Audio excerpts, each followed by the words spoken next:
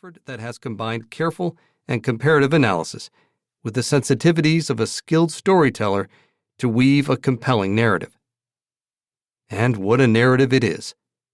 Like viewers at a rerun of the old newsreel of the presidential motorcade entering Dallas on the morning of November 22, 1963, we read with growing dread of the Earhart departure from Lae, New Guinea, for her destination of Howland Island, a fly speck on the map of the Pacific, knowing that she and her navigator, Fred Noonan, will never arrive.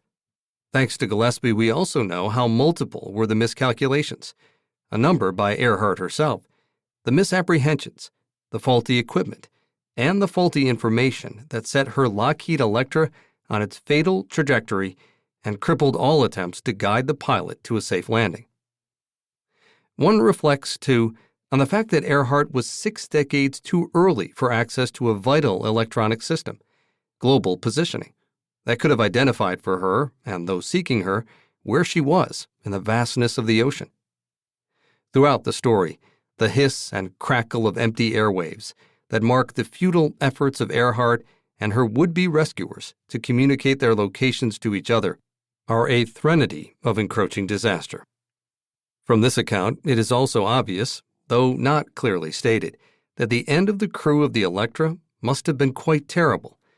Death by drowning in the wreckage of a sinking aircraft, or slow dehydration and death on the burning shores of a remote and uninhabited atoll hundreds of miles off their original course. On other stages, and at other times, Ric Gillespie has proposed a detailed and persuasive, if not conclusive, explanation of what happened to Amelia Earhart and Fred Noonan. I myself do not pretend to have strong views about her fate, nor would I argue that Gillespie has presented the final solution to the mystery of her disappearance. Indeed, in these pages, the author himself has not made this claim. He has, instead, attempted the most complete and fact-based history of the Earhart puzzle yet written.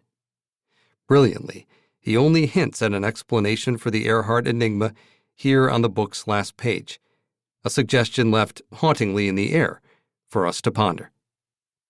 As a historian, I think I know good history when I read it, by its display of technological expertise, by its careful weighing of complex evidence, by its objectivity, and by its humanity.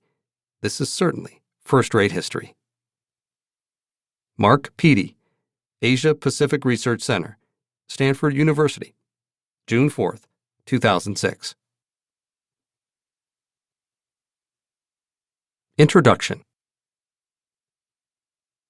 On July 2, 1937, Amelia Earhart vanished somewhere in the Central Pacific during an attempted flight around the world.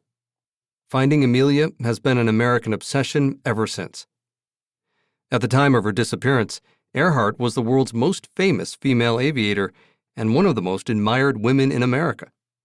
Accompanying her on the flight was Fred Noonan, a celebrity navigator in his own right.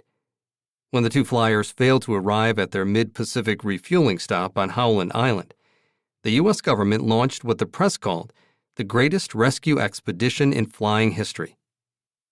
Expectations were high that the U.S. Navy and Coast Guard would rescue the missing flyers, and for more than 2 weeks, newspapers and newsreels led the public on a roller coaster ride of promising leads and crushing disappointments. The ships and planes returned empty-handed, but the search for Amelia Earhart was not over. Indeed, it had just begun. Over the ensuing decades, researchers and enthusiasts have struggled to establish the validity of competing answers to the riddle of the flight's fate. Millions of dollars have been spent combing tropical islands and scouring the depths of the ocean. Hundreds of books, articles, and documentaries offer a dizzying array of solutions to the mystery, and Amelia remains America's favorite missing person. What has been missing among all the hype and the hoopla has been the history. Not since George Washington chopped down the cherry tree has the story of an American hero been so shot through with myth and legend.